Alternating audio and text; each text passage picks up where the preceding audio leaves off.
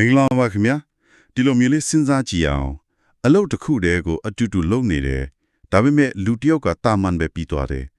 နောက်တစ်ယောက်ကျတော့အင်မတန်မှရာထင်တယ်အကျိုးတရားမှုကြီးကြီးမားမားတွေဖန်တီးသွားနိုင်တယ်ဟုတ်တယ်ရှင်အဲ့ဒါဘာကြောင့်ဖြစ်ရတာလဲဆိုတာမေဟုံးမျိုးပေါ့တော့ဟုတ်ပါတယ်အဲ့ဒီမေခွန်းကိုပဲဒီနေ့ကျွန်တော်တို့လေ့လာမယ်ဟောပြောချက်တစ်ခုကအဖြေပေးထားပါတယ်ခင်ဗျာ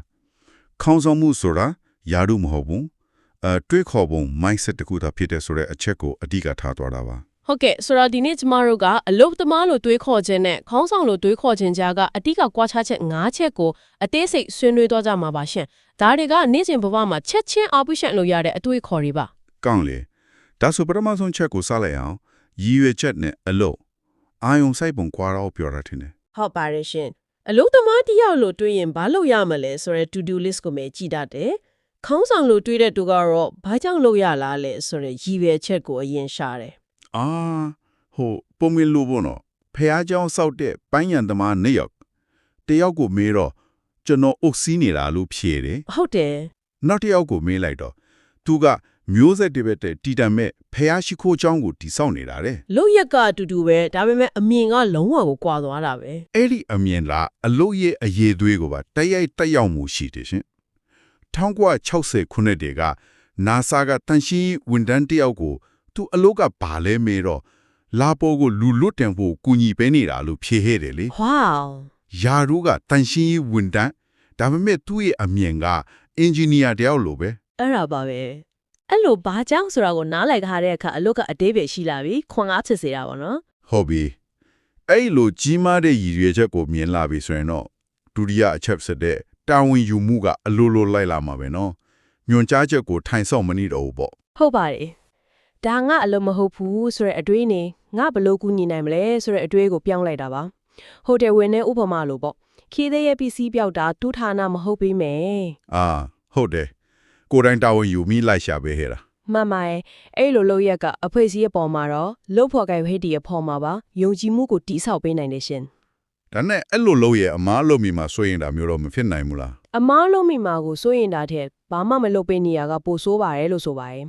တာဝန်ယူမှုဆိုတာကစိတ်ထားတစ်ခုလေဟုတ်ကဲ့ဆိုတော့တာဝန်ယူမှုကနေစပြီးကိုယ့်ရဲ့တက်တောက်တက်တာဇုံအပြင်ကိုထွက်ရဲလာတာကတတိယချက်ကြီးဝါတိုးတက်မှုပဲပေါ့ဟုတ်ကဲ့ရှင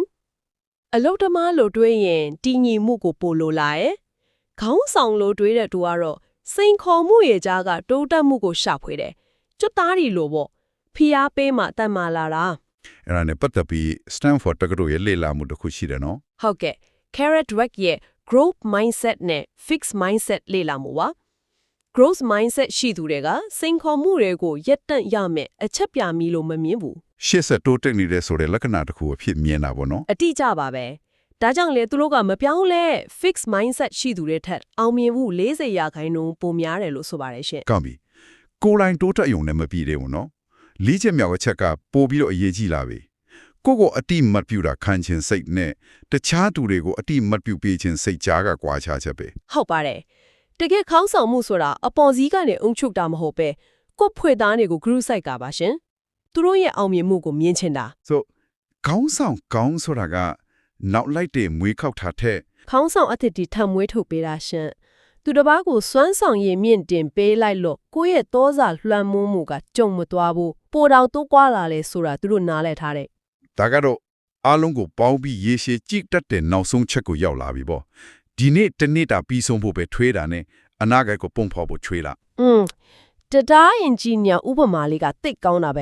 သူကတင်းနေမှာငါမြေးလေဒီတရားဘောကဖြတ်မုံသွားနိုင်တယ်ဆိုရယ်စိတ်နဲ့တီးဆောက်ခဲ့တာအဲ့လာကအမွေနှစ်ထားခဲ့တဲ့စိတ်တစ်မျိုးပဲ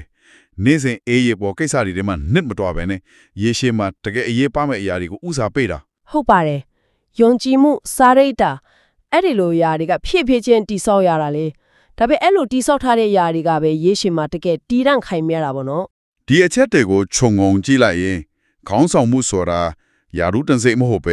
ကျွန်တော်တို့နေ့စဉ်ရွေးချယ်ပြတ်ဖြေးလို့ရတယ်အတွေးခေါ်ပုံစံတစ်ခုပဲဖြစ်နေလာပေါ့ခင်ဗျာဟုတ်ကဲ့ဘာကြောင့်ဆိုတဲ့မင်းဟွန်းကိုရှင်းရှင်းလင်းလင်းသိတဲ့အခါဘာလို့မှမလဲဆိုတဲ့အလုပ်တိုင်းဟာအစွမ်းထက်လာပါတယ်ရှင်ကောင်းပြီဒီနေ့တော့အချင်းစစ်သွားပြီဆိုတော့နောက်ဆုံးအနေနဲ့ပရိသတ်ကိုစဉ်းစားစရာလေးတစ်ခုလောက်ချမ်းသာခဲ့ပါအောင်ဟုတ်ကဲ့ရှင်အခုလုပ်နေတဲ့နေ့စဉ်အလုပ်တွေထဲကတစ်ခုခုကိုအလုပ်ပြီးအောင်လုပ်ချင်းဆိုတဲ့အစဉ်ကနေ အကျိုးသက်ရောက်မှု foundation ဆိုတဲ့အဆင့်ကိုဘယ်လိုပြောင်းပြီးမြင်ကြည့်လို့ရမလဲ